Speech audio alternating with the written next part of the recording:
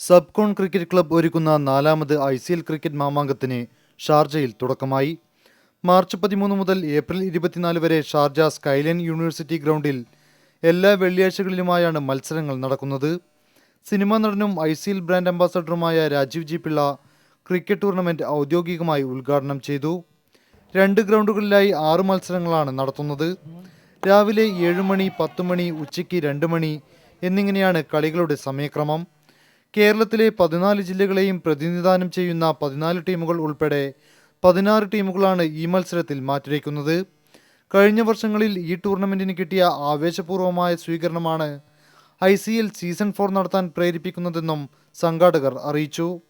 കൂടുതൽ വിവരങ്ങൾക്ക് 05076402228 എന്ന നമ്പറിൽ വിളിക്കണമെന്നും ക്രിക്കറ്റ് പ്രേമികളായ എല്ലാവരും മത്സരങ്ങൾ കാണാൻ എത്തണമെന്നും സംഘാടകർ അറിയിച്ചു.